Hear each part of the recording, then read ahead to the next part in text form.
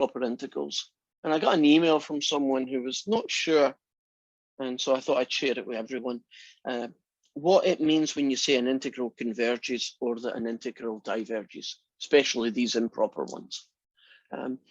Well, when you say that an integral converges, let's say to 4, what we mean is that the area under the curve is 4. Right? So it converges, it means you found the area. It's whatever the number happens to be, in this case 4. And when we say that an integral diverges, what we're meaning here is that the area under the curve is either infinitely large, right? It's, you know, huge, forgotten n in infinite, or that it doesn't have any fixed value. So that's what I mean when I say it converges to a number like 4, or that it diverges. So to finish off with, we'll do 2 more questions. This one is like question 23, and it's an improper integral of what we call type 2.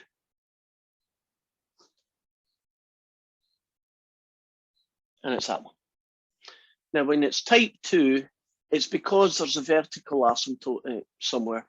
And would you agree in this case, it happens at 1. It happens to be one of the 2 intervals. So it's going to be the integral, whoops, sorry, let's start again. It's going to be the limit as t tends to 1 of the integral from 0 to t, 4 over the square root of 1 take away x squared dx.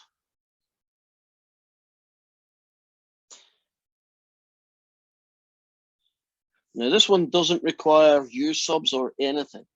It just requires that you remember what the integral of 1 over the square root of 1 minus x squared, because that's just going to be 4 times that answer. What is the integral of 1 over the square root of 1 minus x squared? And we have met that guy before.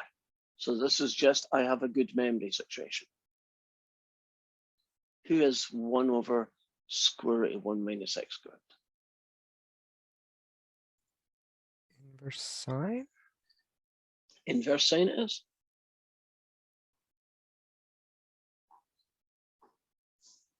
Isn't 1 over 1 plus x squared inverse tan? And negative 1 over the square root of 1 minus x squared is the negative, is the inverse cosine. So we can now do the limit as t tends to 1 minus, and this is 4 times the inverse sine of t, take away 4 times the inverse sine of 0.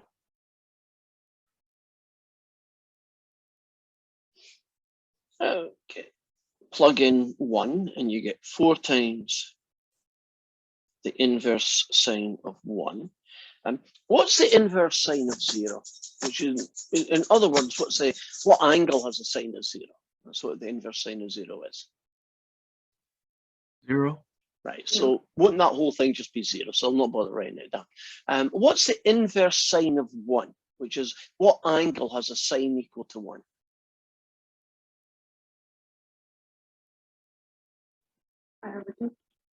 Agreed. And so we get the numerical answer 2 pi. And so in the jargon of these questions, don't we say that it converges to 2 pi? And if you drew a sketch of this guy, it might look something like this. Oops. Let's try that again. It might look something like this. And that area from 0 to 1, right, that area in there is 2 pi. That's what we mean by converging.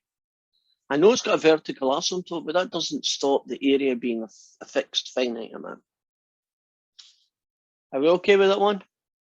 Went reasonably smooth. We didn't need to do u subs or anything particularly strange. For the last one, I chose this one for a particular reason.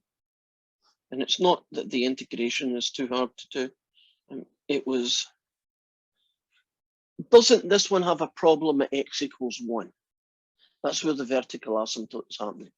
But isn't this one of those questions where it's not happening at 0 and it's not happening at 4? It's happening somewhere in the middle, right? Somewhere between the two.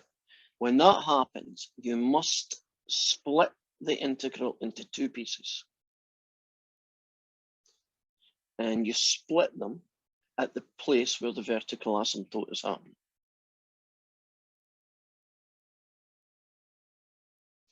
Okay. And then what we do is we find each of these totally separately, right? We get them on their own. And if both of them are numbers, then this converges to whatever these two add up to. If one of them's infinite, I don't care if it's one or both, and I don't care if one's infinite and one's minus infinite. If there's any kind of infinity, either from this one or from this one, then isn't the answer it diverges, right? We don't need to say any more than just it diverges. So do you want me to do the left-hand one or the right-hand one? Doesn't matter to me, because I'm only going to do one of them, left or right. Left. Left it is, so we're picking this one. I'm going to rewrite this guy like that. Now I'm going to do the limit as t tends to 1 of the integral from 0 to t of 4 lots of x minus 1 to -3. Are you comfortable that if you want to integrate this, you have to convert it to a negative power, right? So if you want to integrate this, you must make it a negative power, because then I can do the power rule. And the power rule says, add 1 to the power and then divide by the new power. And then we can evaluate it at 0 and at t. But I'm not going to evaluate it yet, because it's much easier when you're trying to calculate things if you do a style point on the answer. That's easier to calculate than negative powers are going to be. So now I'm putting the value in and see what we get. It's going to be -2 over t take away 1 squared. Subtract -2 over 0 minus 1 squared. I'll just tidy that up a little before I do any more. -2 over t minus 1 squared. The negative of a negative is a positive, and that's 2. On the bottom, it's -1 squared, which is 1. So I end up with +2. Okay, at this point here, most of these questions are brute force. In other words, you just replace t, in this case, by 1. Let's see what we get. -2 over 1 take away 1 squared, add 2. Well, that's going to be -2 over 0, add 2. Would we all agree that -2 over 0 is not 0? What does -2 over 0 get you?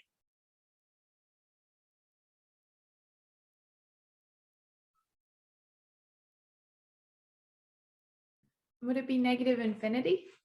Yes. And wouldn't you agree then that the answer diverges? And so we're finished. When you're doing the homework question and you're talking about diverges, it's capital letters, I think, and you just type in the word diverges. That's all you do when that happens. Do I need to bother about the other part then? No. If that bit's infinity, I don't care what that is. It's not going to help any. And that is us finished improper integrals, 7-8. So today we're going to start the second topic, the last one for this week. We're going to do arc length.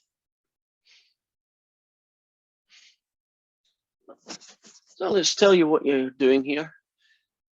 Imagine you've got a curve y equals f of x, starting at x equals a and finishing at x equals b. Arc length is basically the length of that curve. So can you imagine you were a little ant and you walked along this curved road? How far would you end up walking, right? That's called the arc length, right? So the length of the curve, y equals f of x, the arc length, from x equal a to x equals b, you get it by doing this formula. L, the length of the arc, right, the arc length, is the integral from x equals a to b of this ugly square root, the square root of 1 plus the derivative squared dx. Now, you can actually go and look online and see the proof of that. It involves using Pythagoras and differentials, if you're interested in, where did this formula come from? But in a lot of ways, isn't it just another formula that you use for another situation, right? So in this case, the situation is arc length, and this is the formula. Now, this is the formula that you're going to use when the curve is written as y equals x cubed, right? Y equals sine x. You can, of course, get a question like this. Suppose it's written as x equals g of y. Suppose it's one of those sideways curves, the ones that go this way. Like x equals y cubed plus y, right? That kind of one. And it's going from y equals 4 to y equals 6. Well, the arc length formula looks like this. Would you agree that it's really equivalent, isn't it? Yeah. So if I wanted to do the curve x equals y cubed from 0 to 1, wouldn't I just do 0 to 1, 1 plus the derivative squared dy? Are we good so far?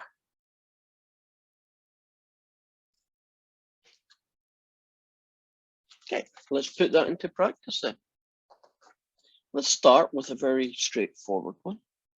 Let's suppose I have a function y equals 4x plus 2, and I'd like to know the length of the curve from x equals 0 to x equals 3.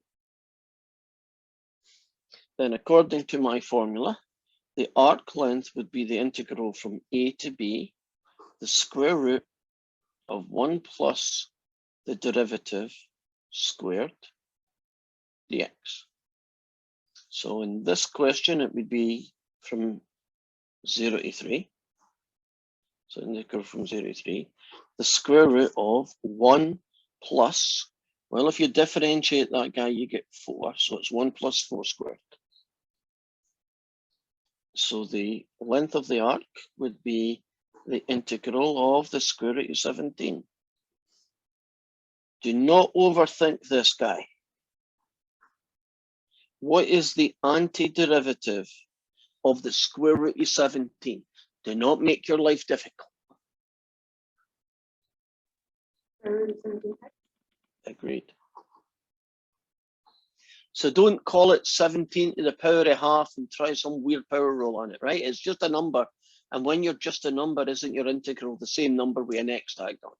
That's essentially it. Now, if you plug in the values that we have here, it's square root of 17 times 3. Take away the square root of 17 times 0, which is 0. And so you get 3 root 17. And you're finished. So if you wanted to know the length of 4x had 2, which roughly looks like that, and if you started at 0 and you finished at 3, right? So if you started here and you finished here, that line would be 3 root 17 long, right? Right, arc length in this case is just a straight line, isn't it? So far, so good. Nice, easy one. You just get into the swing of it. That particular question is similar to question 3. Let's make it a little bit different on the next one.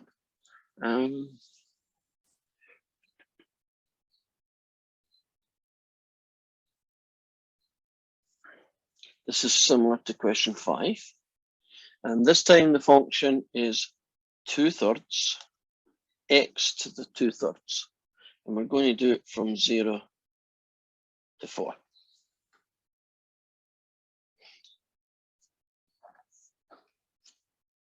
So the arc length is going to be the integral from 0 to 4, the square root of 1 plus the derivative squared dx. Okay, that's simple enough for me to just do in my head and write the answer here. Would you agree to differentiate this guy? It's a power rule, right? Multiply by 2/3 and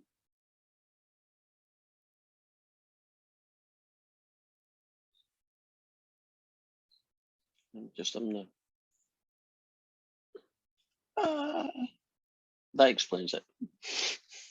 Okay, I misread it. It's 2/3 x to the 3/2. So you multiply, I was wondering why I wasn't getting the numbers that I got the last time. You're multiplying it and then reducing it by 1. Would you agree it ends up just being x to the half? 2/3 x to the 3/2, when you differentiate it, multiply by the power 3/2 and then reduce it by 1, you get that. This becomes the integral from 0 to 4.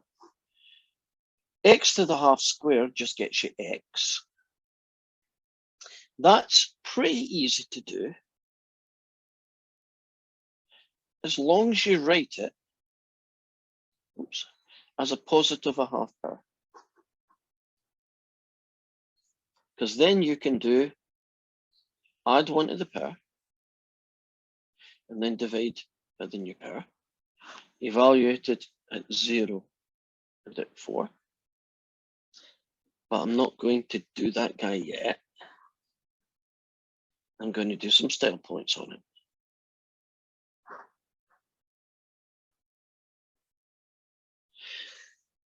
Fractional powers are okay, I guess, but they are not very conducive to getting pretty answers, style point answers. If I write it like this, which involves an extra line of working, I should be able to get something a little bit nicer when I'm finished. So here goes. 2/3 the square root of, right, 1 plus 4 is 5, 5 cubed is 125. Take away, put in nothing here, 1 plus nothing is 1, 1 cubed is 1, square root of 1 is 1. So basically you just get take away 2/3. And so the arc length is that guy. But we should always be on the lookout for style points. Can you make the square root of 125 prettier?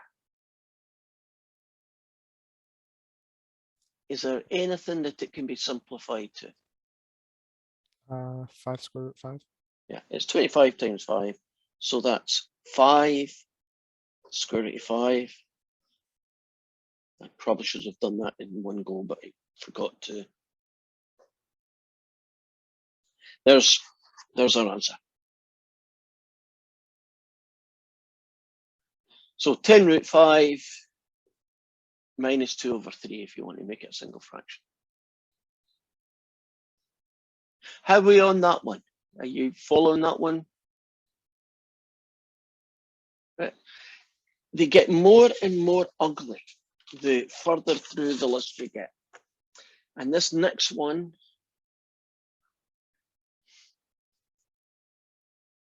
is going to be the ugliest that we've seen so far. We are going to take that ugly guy,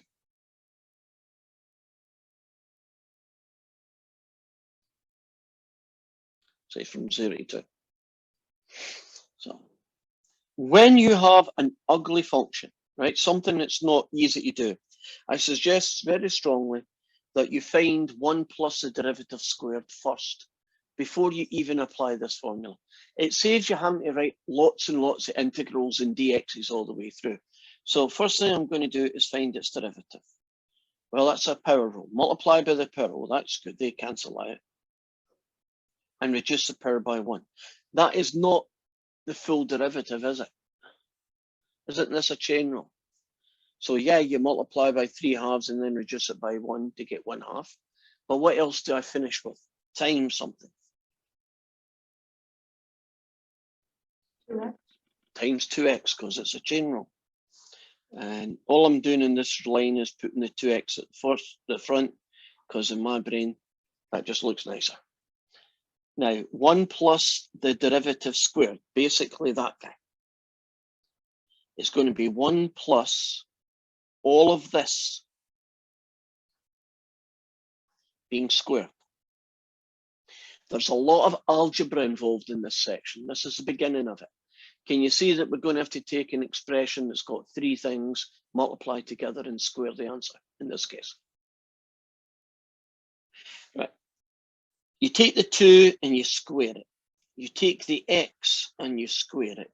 And you take 1 plus x squared to the power of 1/2 and you square it, and you end up with that. Are you happy about this fella squared being that? Are you comfortable where the 3 bits came from? Now, the next stage doesn't seem obvious, I think, but trust me, it works. Whenever you get to a point where you've taken care of the derivative and squared it and you get some expression, who knows what it is, but this is what it is here. Your job is to FOIL it all out, to collect like terms, and then it should be a perfect square. And if it's not a perfect square, you've screwed up. Because the only ones that work are the ones where this does become a perfect square. So let's see what we get. We get 1, 4x squared plus 4x to the 4. And I like things to be in order. So far so good, right? Now I'm telling you that that thing is a perfect square. So way back in Math 94 and 99, you learned how to factor. But I doubt very much you learned how to factor things that look like this. So since I know this is a perfect square, let me show you the shortcut for figuring out who these two guys are. The 1 gets you a 1. If that's 9, this will be 3. If that's 25, this would be 5. Does that make sense? Whatever this number is, that guy's the square root of it. What do you think 4x to the 4 will get us?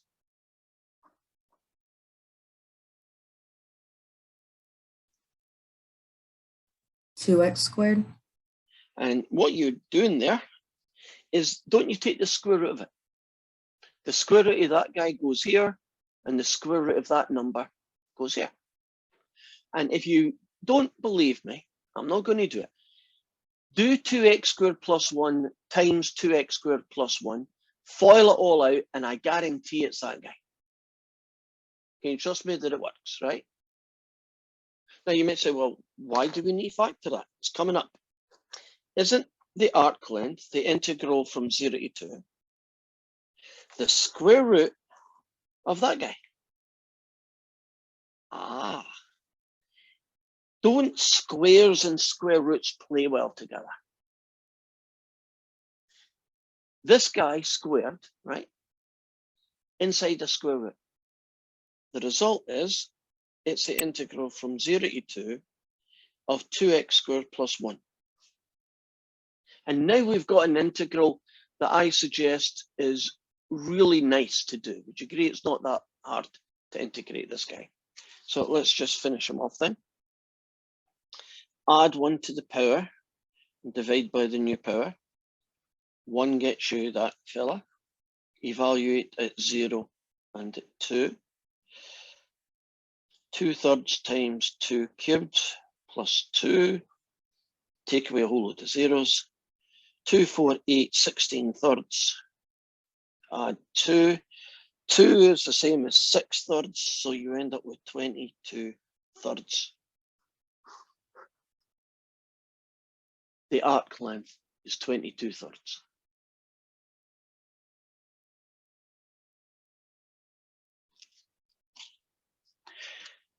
When you look at that process from start to finish, isn't 80, 90% of it nothing to do with integration? Isn't it to do with algebra? Right? Multiplying, doing all sorts of stuff like that. That's quite common on these later questions. So let's see if I can do the next one. This is question, or similar to question 8. And the guy that we've got looks like this. And we're being asked to find that fella. I am not going to use that guy.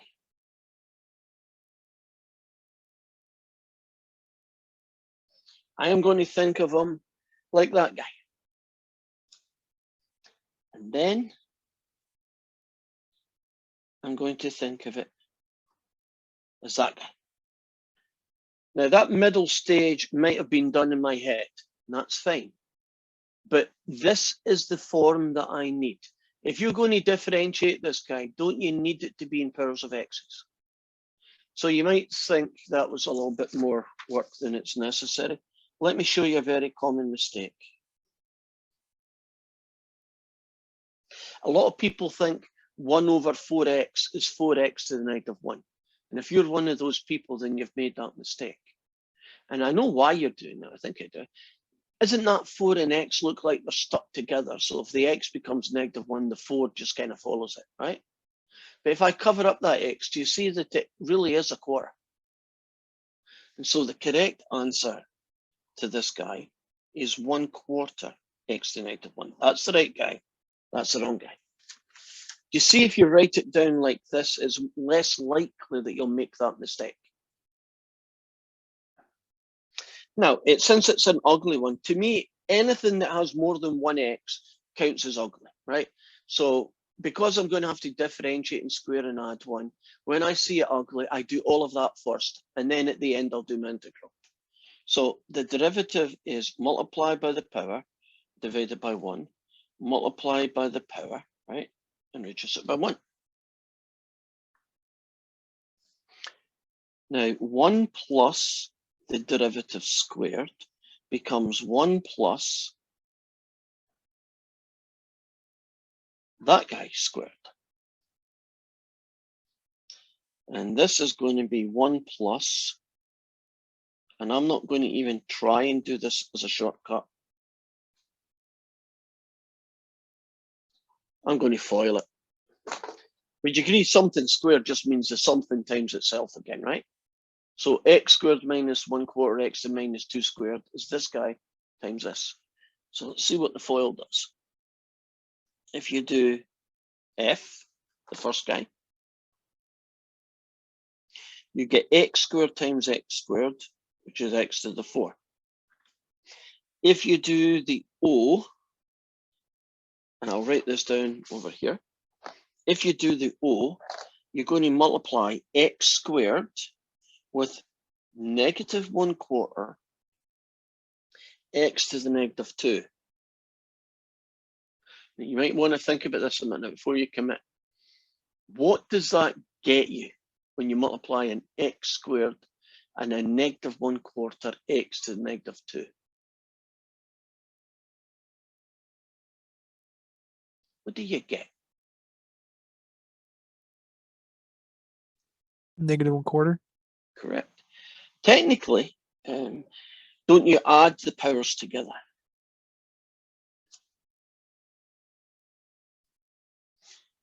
And isn't x to the 0 counts as 1? Are you happy where the negative 1/4 came from, right? So back to our FOIL. The O guy is negative 1/4. If you do the I, can you trust me? It's essentially the same guy, so you get another negative 1/4. And then you finish with the L. And maybe I should write that inside. And the L is negative 1/4 x to negative 2 times another negative 1/4 x to negative 2. Okay, what does that horrible thing become when you finished?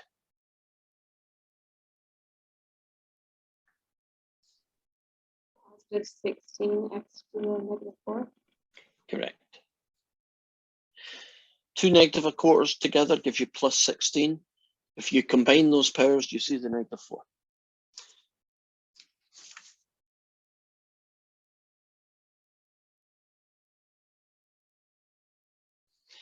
Now, if you collect these guys together, you get x to the 4 plus a half plus 1/16 x to negative 4. So if you ever see an expression with 3 terms in it, make sure you write them in order. But once you've done that, be aware that they're always going to be perfect squares. So we just need to figure out who the two guys are. Right, what will x to the 4 give me? What goes here? Think of square root. X squared. Great.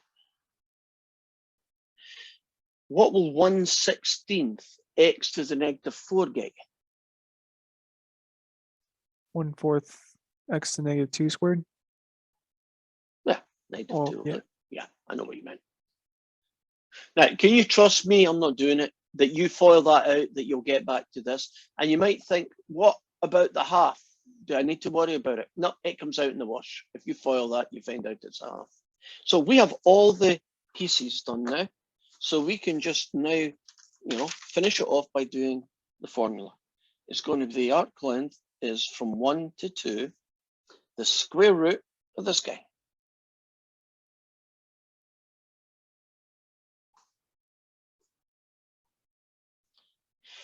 But squares of square roots of perfect squares cancel each other out. And now we're looking at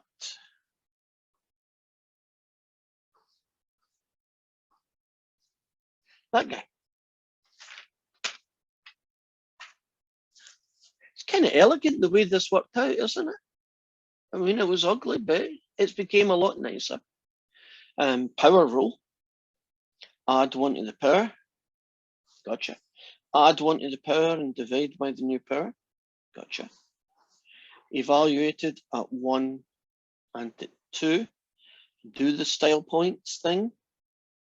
That really is better served if you write it in that format. Because when we're finished, we don't want 3 to the negative 1 halves or 17 to the 3 halves, right? We don't want answers like that. We want nice answers. And this is going to generate those nice answers. So 1/3 times 2 cubed is 8. Take away 1/4 times 2 is 8. That's the first guy. Minus 1/3 times 1 cubed is 1/3. Take away 1/4 times 1 is 1/4. And so we have 8/3, take away 1/8, take away 1/3 plus 1/4. And at that point, let's the calculator do it. 8/3 done. Take away 1/8. Take away 1/3. Add 1/4. Horrible decimal. Press the math button, choice number 1, and the answer is 59/24. And we don't need to worry about dealing with ugly fractions, right? Let the calculator take care of most of it for us. So the length of this curve from x equals 1 to 2 is 59/24. Right, it's 2 and a bit. Are we cool on that one? Any questions about the method so far?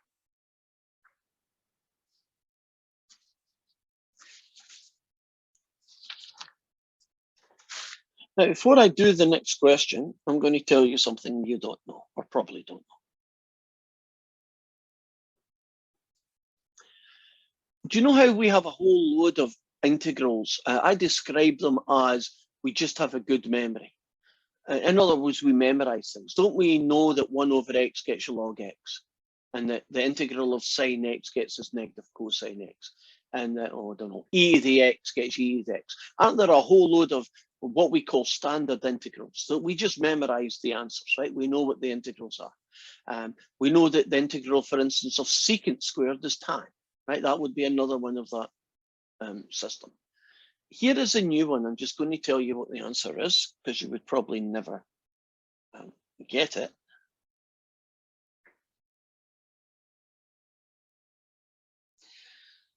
The integral of secant x is the natural log of secant plus tan. Will you just trust me that it is, right? Now, could you prove it? Yes, you could. You'd have to do an x sub on it and some really, really clever math that you don't need to worry about, right?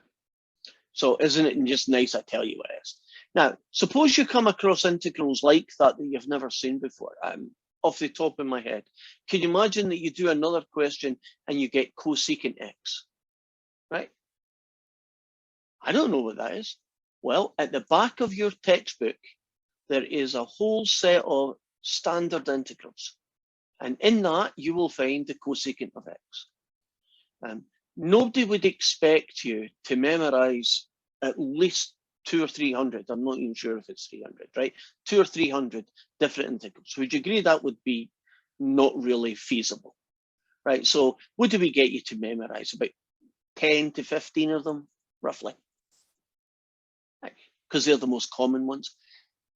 But if you come across one that you know you've got the answer, you just don't know what that one is, look up the back of the book and find out who he is. And for that one, you'll find this one. So the reason I'm giving you that piece of information is to help with the next question. Actually, the last question.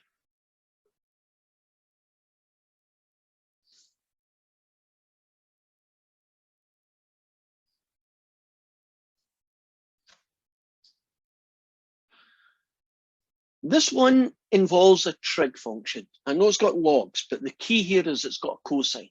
Maybe the next time it'll have a sine. Maybe the next time it'll have a tangent, right? If you ever see sine, any kind of trig, you're not going to do it with the perfect square method, probably, right? You're going to have to do different things. In particular, you're going to have to be on the lookout for trig identities or use-ups, right?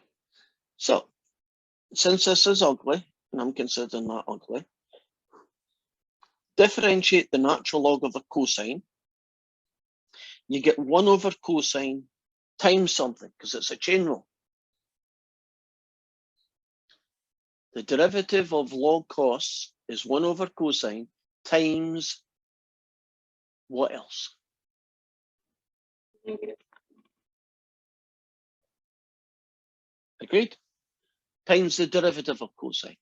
Now, if I rewrite this guy as negative sine x over cosine x, I want you to think about that guy and tell me, do you recognize him? He's a trig identity. That just means he's equal to something else in the trig world. Who is sine over cosine the same as?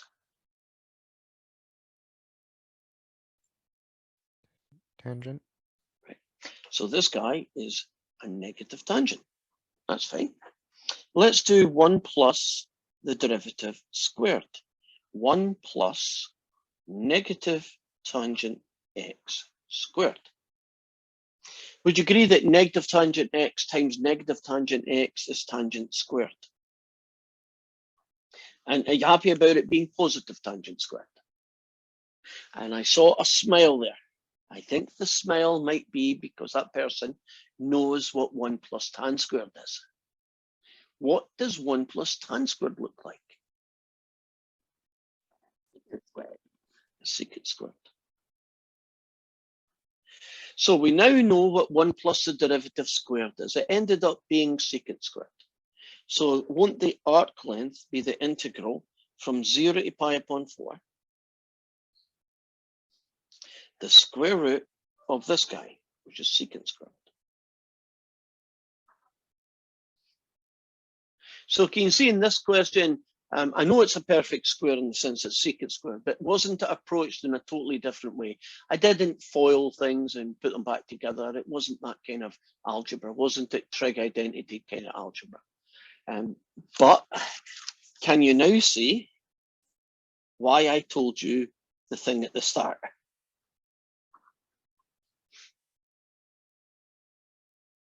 So the arc length is the integral of secant x. Now, if you got that in a question, maybe the next time you get it and it's cosecant x or it's tangent x or something else, right? And you say, I don't know that one. Couldn't you go and look at the back of the book that I told you and find the standard integral where it would tell you that? In this case, it's the natural log of a secant plus a tan, evaluated at 0 and at pi over 4. So that's going to be the natural log of the secant of pi upon 4 plus the tan of pi upon 4. Take away the natural log of the secant of 0 plus the tan of 0.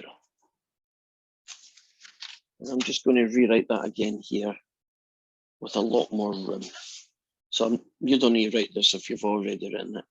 It's the natural log of the secant of pi upon 4 plus the tangent of pi upon 4. Take away the natural log of the secant of 0 plus the tan of 0.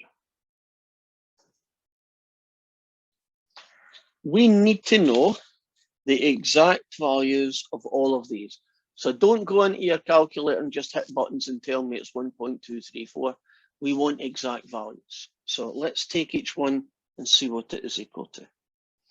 The secant of pi upon 4 is the same thing as 1 over the cosine of pi upon 4.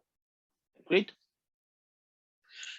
What is the exact value for the cosine of pi upon 4?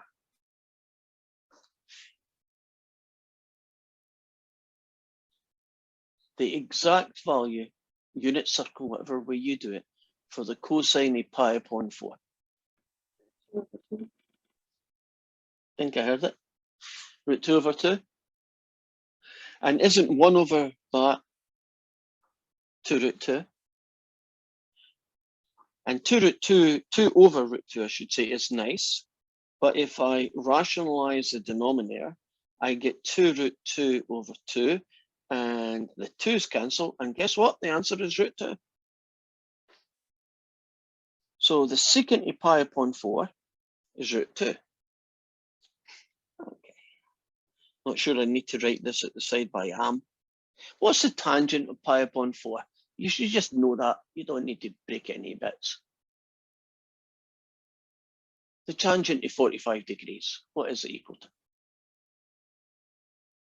It's just 1. Just 1. So plus 1. Take away the natural log. Okay, if I'm doing the secant of 0, isn't it 1 over the cosine of 0? The cosine of 0 is 1, so that guy is 1. And just for completeness sake, what number is the tangent of 0?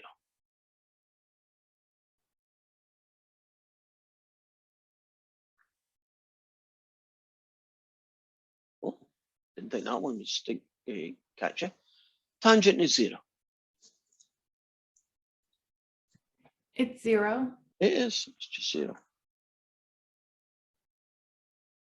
Let's continue the story now. So the arc length is the natural log of root 2 plus 1. Take away the natural log of 1 plus 0. I'm doing this nice and slowly. 1 plus 0 gets you 1. What is the natural log of 1? What number is the natural log of 1?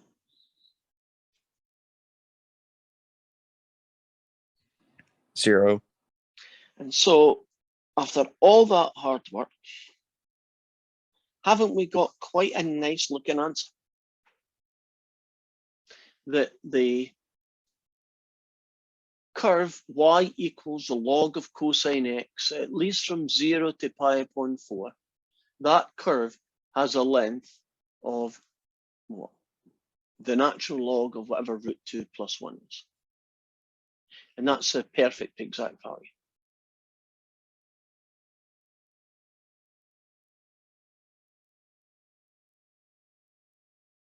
Are we good? If you want to think why you would want to know arc length, can you imagine that you had a moving object and it moved in a curve? Wouldn't it be very helpful to know how far it traveled?